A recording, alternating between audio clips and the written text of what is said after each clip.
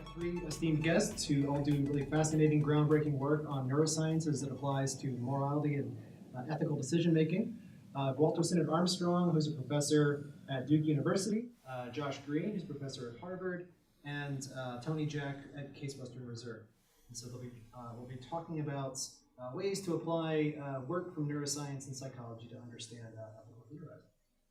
So Walter, what do you think is one of, to you, the most interesting things we can do in applying neuroscientific methods to understand morality and ethics? Well, there are a lot of different things that I could mention, but if I got to pick one, I'll say the application of neuroscience to psychiatric disorders where people's moral judgments are distorted in various ways. These could be anything from frontotemporal dementia. I'm actually very interested in scrupulosity, where people have very extreme anxiety about doing the morally right thing, and I'd like to understand why that happens. And the neural story seems to be an essential part of it. But I'm also very interested in psychopaths, where, again, the neural story seems to be part of it. Psychopathy is actually a mixture of many different symptoms. And we can't really understand why they all cluster together if we don't look at the brain and the problems in the brain that lead that person to have all of those different distortions of their moral judgment and also distortions of their behavior. This is going to be very useful, I think, in understanding psychopathy in a more theoretical way, but also in understanding our own moral judgments, by contrast, in a more theoretical way. It also has practical importance, because I think that looking at their explicit and implicit moral judgments will help us predict recidivism in these people who do some of the worst crimes in our country and around the world. So I think neuroscience has a lot to offer in understanding these psychiatric disorders, both at the theoretical level and also at the practical level. That's great, thank you. And so, Josh, do you have any follow-up thoughts? Well, I think one of the main things we've learned from studying the brain while people are making moral decisions is that there doesn't seem to be any specific moral faculty or moral sense or special moral decision-making machinery in the brain. And so in a sense that makes our job as people who want to study morality neuroscientifically, it makes our job a lot harder, because there isn't just this one thing that you can study and try to understand it in isolation in the way that you might, to a reasonable extent, be able to do with a sensory system like the visual system, something like that. Not that it's completely cordoned off from the rest of the brain, but much more localized. And so I think what is most exciting in neuroscientific research aimed at illuminating how moral thinking works is actually bringing in ideas about more general kinds of processing that takes place in the brain, things related to how we represent the values of actions and outcomes, how our imagination works and how that interacts with our emotional systems, how our ability to reason or to resist impulses, all of these things, how we even just understand a simple sentence that might describe a situation in which you have to make a moral decision. Applying insights from all of these different things that are not specific to morality, but that together constitute the neural basis of our moral thinking. I think that's where the action really is. But then when it comes to applications, I think this perspective on the moral brain, or the absence of a moral brain, if you want to say, tells us about how hard it's going to be to, for example, to build machines that are able to behave ethically. There's a lot of discussion now about self-driving cars, and when it comes to self-driving cars, because it's a relatively restricted domain, at the end of the day, what a car can do is go left or right, put on the brakes or accelerate. There aren't that many degrees of freedom. You could do a reasonably good job just trying to avoid collisions. But when it comes to something that would be more like a humanoid robot that has extremely flexible behavior, my bet is that it's going to be very hard to get a system like that can behave ethically without solving a lot more problems in cognitive science and cognitive neuroscience and putting those or training those things into machines. So in some ways, the problem of trying to understand the moral brain, which isn't really its own thing, I think is going to be replicated in trying to make machines ethical, where they're going to have to be able to do and understand a lot more that goes well beyond morality in order to behave in a safe and ethical way, at least when they have a lot of degrees of freedom for action. That's fascinating. Thank you. And we can certainly circle back to that and think about how it connects to some of what Walter talked about yesterday with machine ethics. Tony, so what do you think is particularly exciting to you about applying neuroscience to understand ethics and morality? Can I reply to them? Sure. Yeah, just because I thought that was the format. But I think I really agree with everything that's been said. And I thought it was very interesting. I had one thought about what Walter was saying, which is not really in opposition to what you were saying, but I think it's often perceived to be in the public perception, which is this idea that if you focus a lot on conditions in the brain, you're talking about fixed personality effects. And I do worry about the ethics of focusing on things that aren't easily changeable. So I'm very excited also about the idea of how the sort of information we're gaining, particularly about motivation and how it relates to ethics, can be used to help create contexts and training programs that improve people's ethical behavior. And I think with regard to what Joshua was saying, I entirely agree that we have a long way to go. I think in particular a long way to go in understanding empathy, which I think we've barely even got a foothold in. And since that seems to be playing quite an important role in people's everyday ethical behavior, I think a lot of what's being talked about in terms of building ethical algorithms or ethical machines is quite premature. I don't feel like we really have enough of a handle to make much progress. There are training programs that will change psychopaths, so we should not assume that if they have a brain difference, then they're going to be that way for the rest of their lives. But what's interesting is that many of the training programs that have been applied to psychopaths have actually been counterproductive. They've increased the recidivism rate. Not only didn't affect it, they made it worse because they weren't targeted at the right places.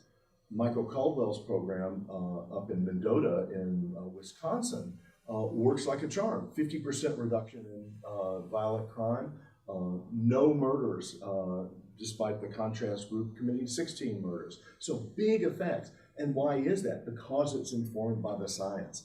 Now we need to use the neuroscience to figure out what exact changes are being made in the brain during that program. That will tell us when the person has had enough of the program that now they can be released. It can tell us how to fine-tune the program so that it'll be even better. Not just 50% reduction, but 70, 80, 90% reduction. So the neuroscience can inform those practical uses of training programs in order to make us all safer. I'm kind of lost in the flow, so now should I respond to the moral AI? Well, no, it'd be interesting to think. So, I mean, if there's not necessarily a moral mind or a moral brain, you know, how do we evaluate projects to build morality and ethical norms into self-driving cars, autonomous agents? I mean, from your talk yesterday, you seem to have a pretty clear vision of some of the possibilities that were ahead of us. How do you think about that? So I agree that we don't know enough about morality in our own brains to start building it into computers. Absolutely not. But I don't think we need to, because when I think of moral artificial intelligence, I'm not trying to create moral cars where they are motivated in a certain way and feel empathy and make moral judgments the way we do. That to me is just a false goal. I'm not trying to do that. What I want is to have a car that will figure out very quickly when the time comes what would be the morally right or wrong thing to do by using information from human moral judgments. Now, they're just predicting what humans would say in that situation. They're not necessarily making a moral judgment themselves.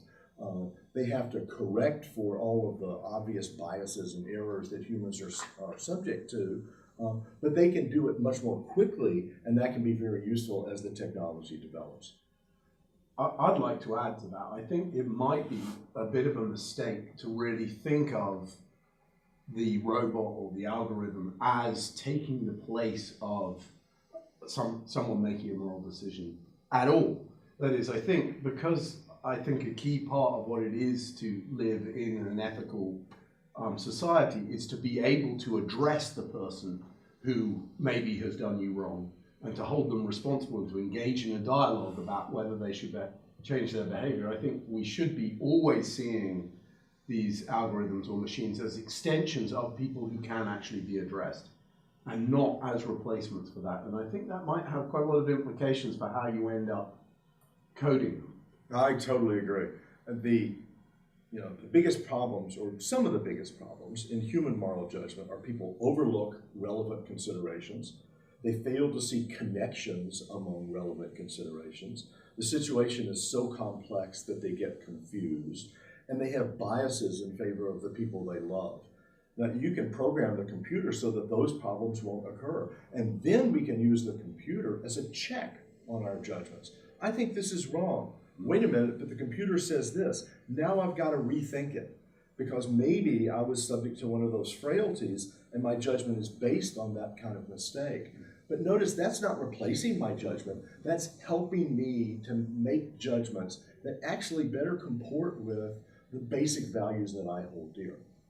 And one thing this is reminding me of is some work that you wrote, Josh, many years ago about how does learning about our biases and our moral judgment from evolutionary history, if we learn that our empathic emotions are more sensitive to someone who's right in front of us than someone who's far away, how does learning about such biases inform our own understanding of ourselves and perhaps motivate us to kind of take a step back and, like as you put it, reconsider the backstage view of morality?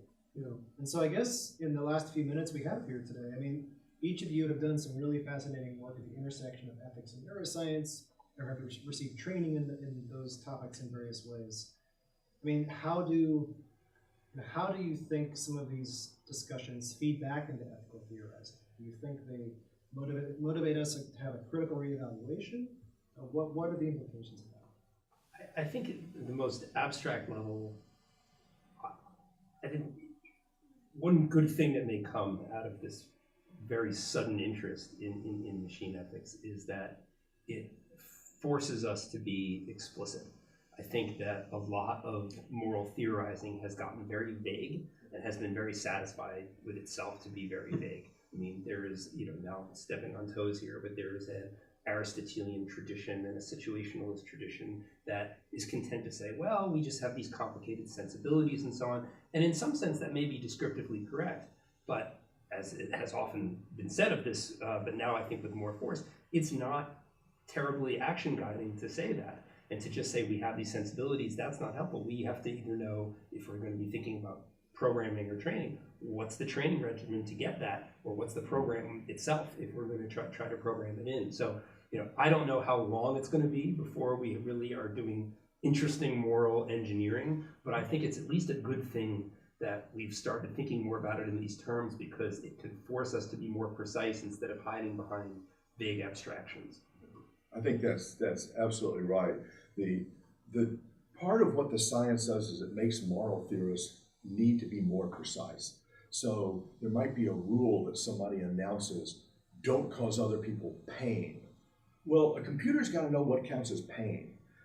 And physical pain might be clear, but emotional pain, well, how much does that count? How is that related? What about when I give a really boring lectures and my students are sitting out there feeling pain because they want to get out of there? Am I doing something immoral? Well, the computer program makes you fill out those details in a way that philosophers sometimes just wave their hands and overlook and say, we'll figure that out later. So it can be a very positive force for moral theory, because some of the theories, I think, won't survive this inspection where you're forced to actually get the details pinned down, and others might. So it could have some very beneficial effects, I think, on philosophical moral theory.